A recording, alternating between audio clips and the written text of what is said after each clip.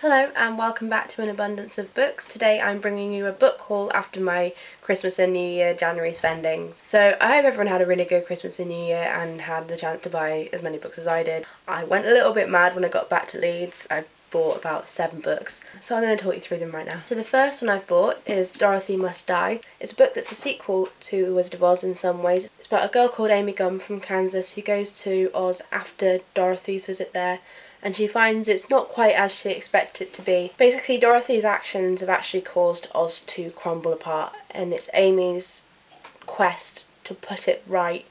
I am a massive Wizard of Oz fan. I've loved the books, I've loved the film. It's just brilliant and nothing can take that away.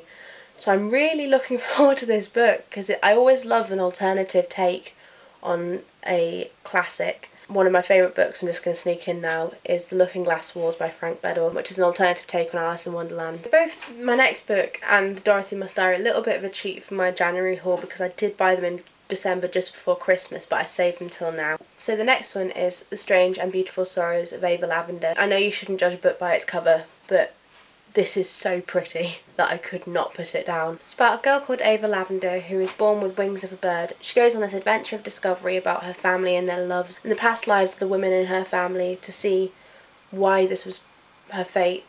I think it's just going to be one of those beautiful books. It's supposedly quite poetic and lyrical, so hopefully it'll be just a really nice read. On a similar stead to Ava Lavender, I've got A Song for Ella Gray by David Almond. It doesn't give much away in the blurb, other than it's about a tale of first love and the journey that it takes for Ella and her friends to the gates of death. I think it's going to be one of those books where I don't know if much is going to really happen and I don't know if it's going to really change me in my views, but it's just going to be one of those books that's just lovely and a real pleasure to read. At least that's what I hope from it. I hope I've not over pumped it now. Now, a book that I couldn't get away from is The Rest of Us Just Live Here by Patrick Ness. Patrick Ness is a genius of an author. I have loved everything he's written so far, and I was going to put off getting this until it was in paperback, but I just couldn't wait that long. It's about a boy called Mikey who literally just wants to finish school, graduate, go to prom, be normal, and find the extraordinary things in his own ordinary life, whilst in a world that is just extraordinary. So hopefully this will be a really funny and really interesting read.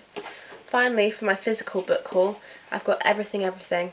Now this is a debut novel from Nicola Yoon, and it's about a girl called Maddie who is allergic to everything. She's just allergic to the world, and she's lived in a bubble for 17 years, and it's about her next door neighbour called Ollie who wants to bring her out and make her live. Again, I kind of bought this because of the cover, it's just so beautiful, but also I really like reading debut novels and seeing the start of an author's journey and just looking for something a bit different rather than going down the same path. Hopefully this will be a really nice book. I'm expecting it to be really thought-provoking and really heart-wrenching. It's obviously going to be a love story, and I usually shy away from that sort of thing because I find it quite boring, but the way this one's gone about, I think it's going to be a really good read. So I bought 2 other books, not in physical form but on my Kindle, and the first one is Red Queen. It's about Reds, who are commoners, and Silver, who are elite with magic powers, and a girl called Mare, who is born as a Red, but she ends up working at Silver Palace, and she realises she has all these powers that she shouldn't have, and obviously it's going to be like an adventure of how she deals with that. It's been everywhere, and I can't ignore that. And the final one is All the Bright Places. Now this is a book that I've been going past in the bookshop. Every time I've seen it I've gone, I would really enjoy this book, and I sort of put it down in favour of something else. It's about a boy called Finch who is obsessed with death and wants to die, and a girl called Violet whose sister has just died. She's basically trying to finish high school whilst dealing with this massive grief of the loss of her sister. There's a lot of books that I've read that have been a similar sort of premise to this, but I need to give it a go.